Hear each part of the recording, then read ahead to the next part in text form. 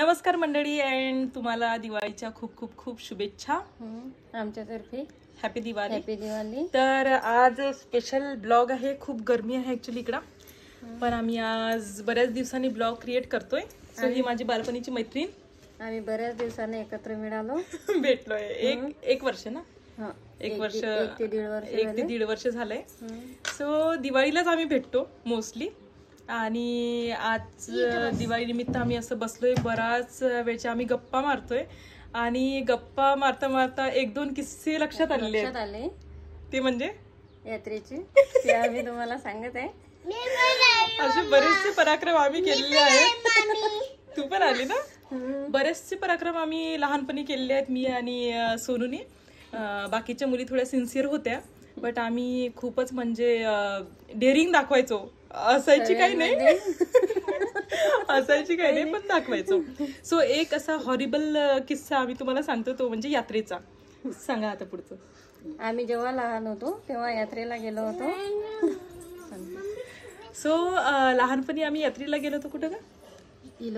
इलोरा इथून जवळपास 10-12 किलोमीटर असेल. 10-15 किलोमीटर आहे. 10-15 किलोमीटर आहे. सो आम्ही 7वीत होतो बहुतेक. हो, 7वीत होतो. आणि घरच्यांनी यात्रेत माहित पण नव्हतं. घरच्यांनी म्हणजे यात्रेत नेलं नव्हतं तेव्हा. तर आम्ही शनिवार रविवार बघून आम्ही बरोबर यात्रेत निघालो. ते पण पैदल. आणि जाताना वाटेत आम्हाला काही म्हणजे वाहन मिळालं नव्हतं. आम्ही पैदलच जवळपास गेलो होतो. आम्हाला दिंडी भेटली एका गावची. त्या दिंडीमध्ये आम्ही गेलो, जॉईन केलं दिंडीला, जेणेकरून आम्ही दोघीच दिसणार नाही कोणाला. आम्हाला कोणी घेऊन जाणार नाही या भीतीने आम्ही त्यांच्या सोबत राहिलो.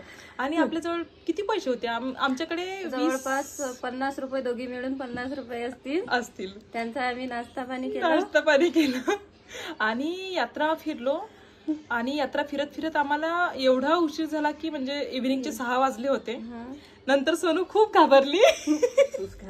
मी घाबरली होती. कोण रडत होता? जया रडत होती. मी जयाला म्हटलं घाबरू नको, चला आपण जाऊ आता. मग आम्ही रिटर्न निघालो. रिटर्न निघता आम्हाला कळे ना, म्हणजे आम्हाला कोणीच गावचं भेटलं नाही त्या दिवशी. आमच्या गावात लग्नाचा कार्यक्रम होता, त्यामुळे कोणी चाललेलं नव्हतं. आणि मग आम्ही रिटर्न निघता एक गाव क्रॉस करत आलो. आम्हाला मग एक बैलजोडी भेटली एका आबाची. कुठली होती ती? हिंगण्याची होती. आम्ही त्या गाडी बंडीत कवठोळ पर्यंत आलो. तिथं उतरलो. तिथे कवठळला सोनूची काकाची मुलगी राहतीये. मग तिथे आम्ही जवळपास म्हणजे गेलो.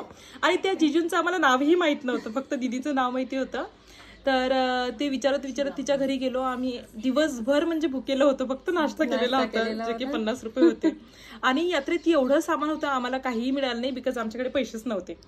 आणि मग ताईकडे स्टे केला. तिथं आम्ही जेवण केलं. आणि तिथं मग रात्री आम्हाला असं भूताचा भास होत होता.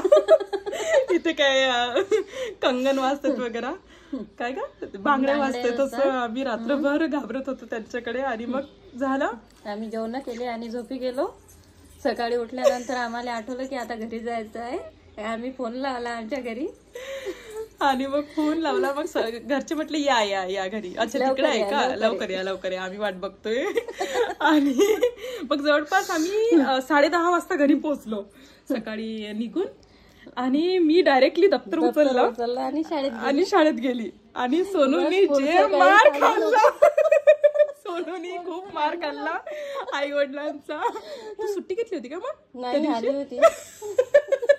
मी जयाला म्हटलं तू घरी जाय, आता माझा झाला, आता तुझा नंबर आहे. पण ती भीतीनं घरी गेलीच नाही. मी डायरेक्ट 5-5:30 वाजता घरी भेटली सगळ्यांना. तोपर्यंत सगळं जो राग आहे माझ्यावरचा तो कूल डाऊन झाला होता आणि मला रपके भेटले नाही. बट सोनूने खूप मार खाल्ला, त्यामुळे ही स्टोरी तिला सगळी माहिती आहे आणि मी विसरून गेली होती जवळपास.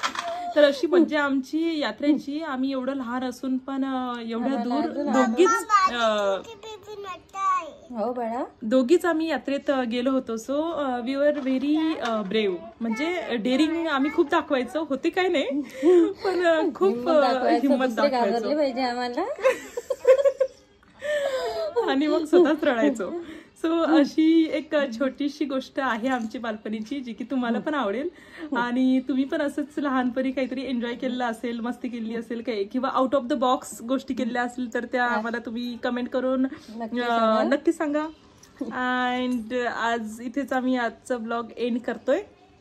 लहानपणीच्या गोष्टी पुन्हा सांगू पुढच्या वर्षी दिवाळीच्या वेळेस, दिवाळीला भेटल्यावर. तोपर्यंत बाय बाय.